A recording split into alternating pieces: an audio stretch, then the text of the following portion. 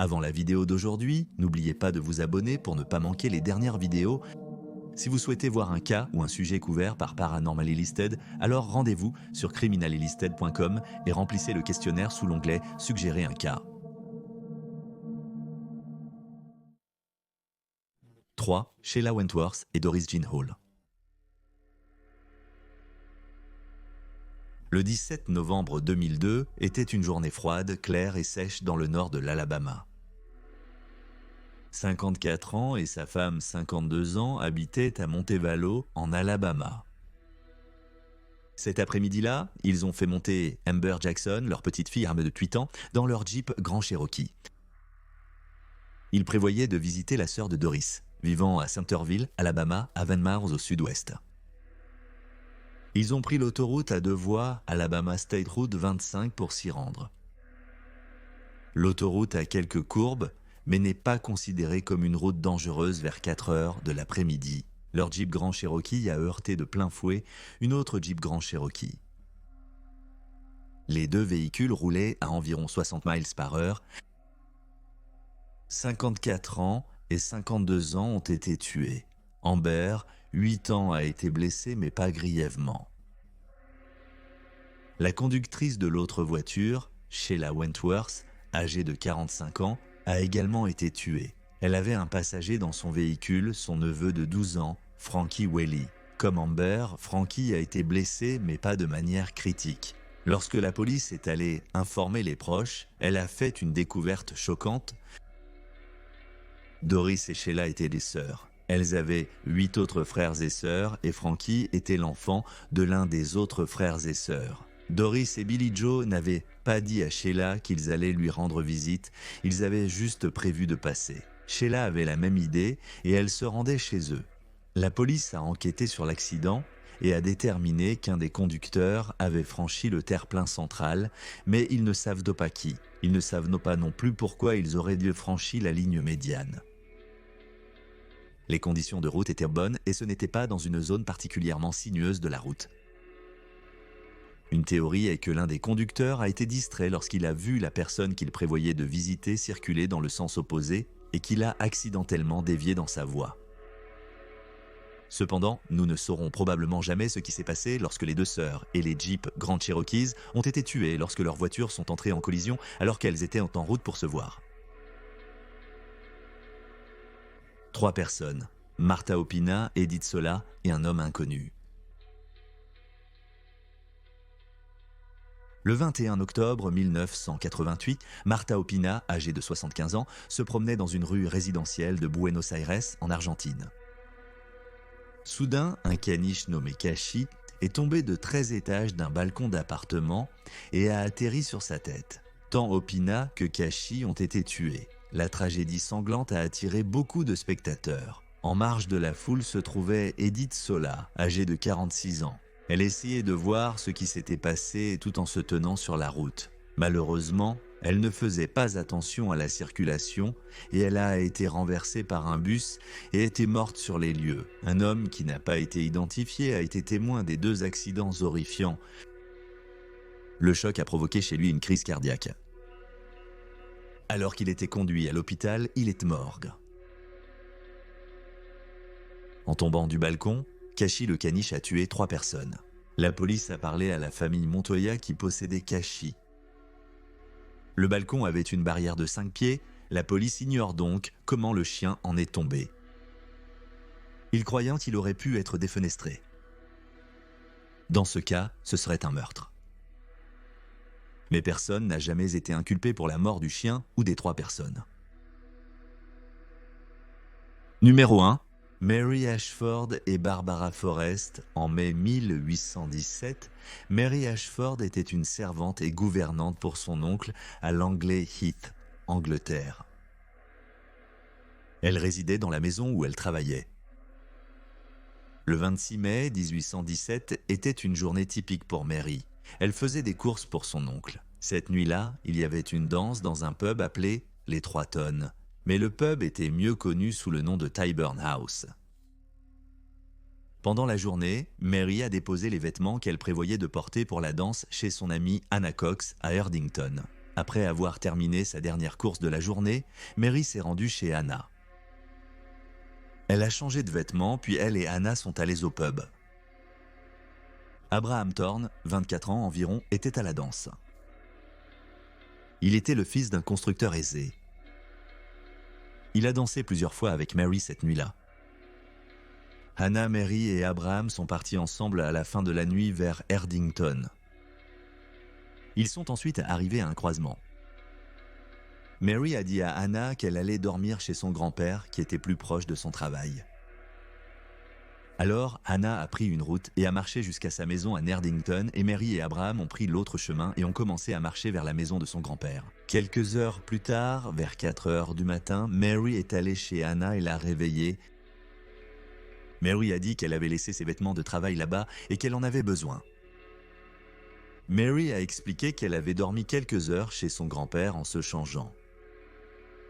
Elle a dit qu'Abraham était resté un peu avant de partir. Hannah a noté que Mary était de bonne humeur. 3 hommes ont vu Mary se rendre seule au travail ce matin-là. Environ 2 heures après le départ de Mary de chez Hannah, un homme se rendait au travail à Erdington. À côté d'une fosse remplie d'eau, il a vu une paire de chaussuriers pour femmes et un bonnet. Ils étaient tous deux éclaboussés de sang. Près des chaussures et du bonnet, il y avait une traînée de gouttes de sang et des empreintes de pas. L'homme qui a trouvé les empreintes était employé dans une usine voisine. Vu la profondeur des empreintes, l'ouvrier pensait qu'un homme corpulent en était à l'origine. Les gouttes de sang et les empreintes ont conduit à une grande mare de sang sous un arbre à environ 30 mètres du trou. 2 autres ensembles d'empreintes ont été trouvés allant en ligne droite. L'un des ensembles d'empreintes semblait avoir été fait par le même homme qui a fait les autres empreintes. Le deuxième ensemble d'empreintes était plus petit et l'ouvrier d'usine pensait qu'une femme les avait faites. Parfois, il y avait plus de distance entre les pas qu'à d'autres moments. L'ouvrier d'usine examinant les empreintes de chaussures pensait que les écarts entre les pas indiquaient que la femme fuyait l'homme. Le corps de 20 ans a été retrouvé dans le puits, fouillé avec un râteau. Abraham Thornton, l'homme avec qui Mary a quitté le pub, a été amené pour être interrogé. A dit qu'il ne se souvenait pas beaucoup de la nuit. Il a dit qu'il avait parlé avec Mary dans un champ à côté de la route après s'être séparé de Hannah.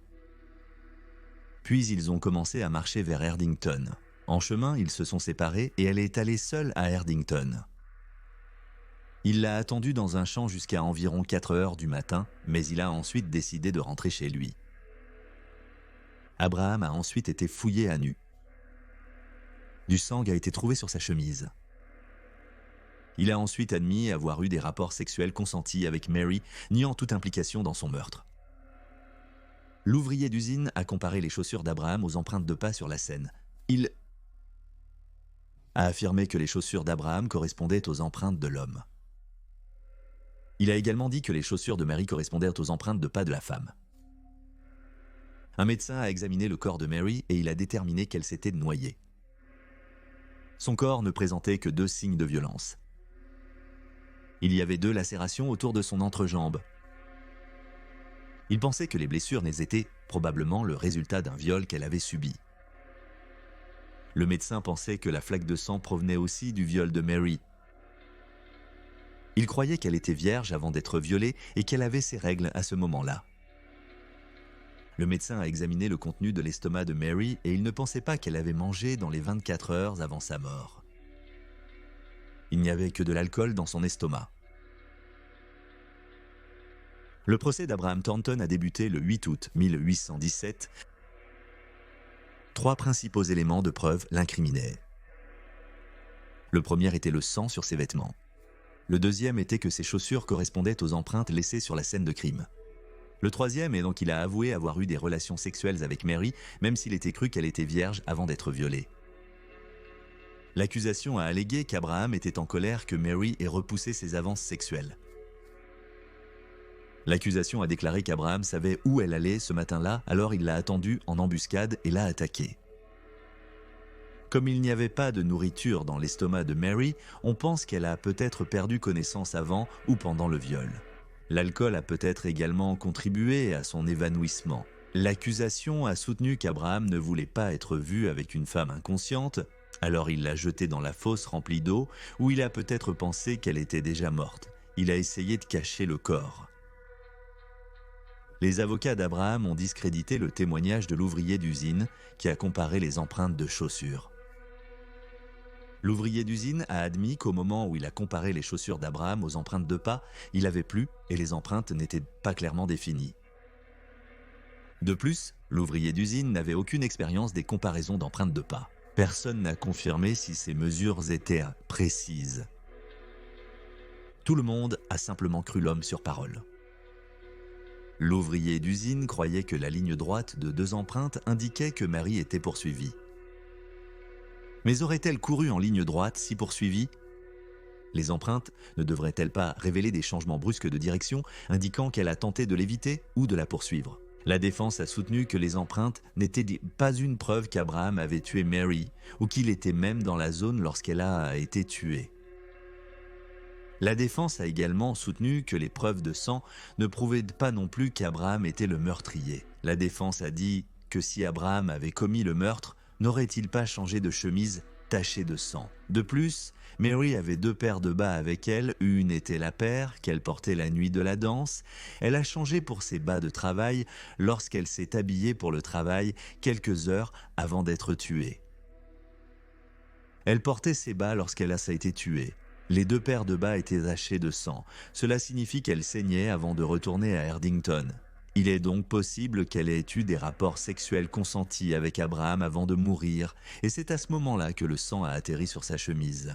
Cela affaiblit la théorie de l'accusation concernant le mobile, qui était qu'Abraham était en colère que Mary refuse d'avoir des rapports sexuels avec lui, alors il l'a violée et ensuite elle a été tuée. Plusieurs personnes ont vu Mary et Abraham après qu'ils aient quitté le pub. Cela inclut un homme qui les a vus dans le champ où Abraham a dit qu'il avait parlé avec Mary. Un policier a aussi découvert des indices de leur présence dans le champ. Cependant, personne n'a vu Mary et Abraham ensemble après 4 heures du matin. Ils ont tous deux été vus séparément, à des kilomètres de distance. 3 personnes ont vu Abraham marcher vers sa maison à peu près au même moment où Mary a été vue à des kilomètres de là à Erdington. De plus, personne n'a vu Abraham se diriger vers la zone où Mary a été tuée ou s'éloigner de la scène du crime après le meurtre. L'explication la plus logique est qu'il est rentré chez lui. Le procès a duré 10 heures et le jury a délibéré pendant 6 minutes. Abraham Thornton a été acquitté. Beaucoup de gens étaient mécontents du verdict. Cela incluait le frère de Mary, William Ashford. William a demandé un procès par combat. Un procès par combat était une manière médiévale de régler les accusations. L'accusateur et l'accusé étaient des parties en leur nom, se battaient physiquement, et le vainqueur était considéré comme ayant raison. L'esclavage n'étant pas aboli en Angleterre, William a gagné son appel. Finalement, William a refusé d'affronter Abraham. Abraham était un homme libre. Le meurtre de Mary Ashford est resté non résolu. Avance rapide de 157 ans jusqu'au 26 mai 1974. Cette nuit-là, Barbara Foster, âgée de 20 ans, est allée dans quelques pubs avec son petit ami. Ils ont bu et dansé. Barbara était responsable de la protection de l'enfance dans un foyer pour enfants à Errington. Elle vivait dans le dortoir du personnel de la maison d'accueil. Le 27 mai, à 1h du matin, Barbara a été vue pour la dernière fois par son petit ami à un arrêt de bus en attendant son bus. Malheureusement, elle n'est jamais rentrée chez elle et a été portée disparue. 8 jours plus tard, le corps de 12 ans a été découvert dans un fossé à 500 mètres de chez elle. Elle avait été violée et étranglée à mort.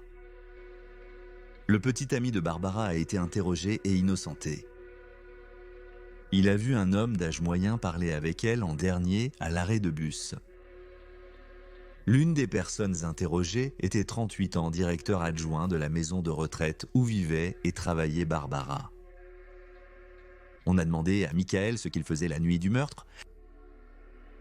Il a prétendu qu'il était à plus de 125 miles de là. en visite chez sa mère. La police a enquêté sur son alibi et sa mère a confirmé qu'il lui avait rendu visite. Mais la police a parlé à l'un des amis de Michael et il a dit que cette nuit-là, il avait bu avec Michael dans un pub. Michael l'a déposé chez lui et ils ont vu Michael conduire en direction d'Erdington. La police a fouillé la maison de Michael et ils ont trouvé un pantalon qui avait été nettoyé à sec. Cependant, des taches de sang étaient encore visibles. En septembre 1974, Michael Thornton a été arrêté. Il a été jugé en mars 1975. La seule preuve contre Michael était qu'il aurait prétendument menti sur ce qu'il faisait la nuit du meurtre et le sang sur son pantalon. La défense a souligné que les tests ne pouvaient même pas déterminer si le sang était animal ou humain. De plus, un faux alibi ne prouvait pas définitivement sa culpabilité pour meurtre. Après 8 jours, le juge a ordonné au jury d'acquitter Michael Thornton en raison d'un manque de preuves. Il avait été emprisonné plus de 6 mois avant son procès. Acquitté, il a été libéré. Personne n'a jamais été accusé du meurtre de Barbara Forrest et l'affaire reste non résolue. Les gens ont noté des similitudes troublantes entre les meurtres de Mary Ashford et Barbara Forrest. Elles étaient toutes deux des femmes de 20 ans qui vivaient sur la propriété où elles travaillaient. Certains affirment que les deux femmes étaient nées le même jour, mais cela n'a jamais été confirmé. La nuit du 26 mai, à 157 ans d'intervalle, elles dansaient toutes les deux dans des pubs. Mary et Barbara ont quitté le pub avec des hommes. Mary avec Abraham Thornton et Barbara avec son petit ami. Le 27 mai au matin, elles ont été violées et assassinées à Erdington après avoir quitté les hommes. Les corps auraient été découverts à une distance de 400 à 600 yards entre eux. Ensuite, 2 hommes portant le nom de Thornton ont été arrêtés pour les meurtres sur la base de preuves circonstancielles et finalement acquittés. La dernière similitude est que les meurtres de Mary Ashford et Barbara Forrest sont tous deux non résolus. Pouvez-vous m'aider à résoudre un cas non élucidé? Si c'est le cas, nous avons des nouvelles excitantes. Nous nous associons à une entreprise de généalogie génétique et d'acide désoxyribonucléique très connue pour résoudre une affaire non résolue dans quelques semaines. Nous publierons une vidéo avec plus de détails sur l'affaire. Nous ferons cela grâce aux adhésions à YouTube. La moitié de l'argent que nous recevons ira au financement des tests acide désoxyribonucléique et de la généalogie génétique qui, nous l'espérons, aideront à résoudre l'affaire non résolue. Nous avons 2 niveaux d'adhésion et les 2 aideront à résoudre l'affaire non résolue, mais vous obtiendrez également plus d'avantages avec votre adhésion. Avec notre adhésion la plus basse, vous aurez des badges de fidélité, des emojis exclusifs, un accès anticipé aux vidéos et 15% de réduction sur les produits dérivés. Avec une adhésion supérieure, vous obtiendrez tous ces avantages, plus 10% de réduction supplémentaire sur les marchandises, une vidéo exclusive mensuelle réservée aux membres et le droit de voter sur son sujet. Mais nous pensons que le plus important de l'adhésion est d'aider à résoudre l'affaire non résolue. Une fois l'affaire résolue, nous réaliserons une vidéo à ce sujet et, avec votre accord, nous mentionnerons votre nom ou pseudonyme dans le générique. C'est votre chance de passer d'un observateur passif à un participant actif dans la résolution d'un meurtre. Avec votre aide, nous espérons traduire un meurtrier en justice et apporter un certain apaisement à une famille.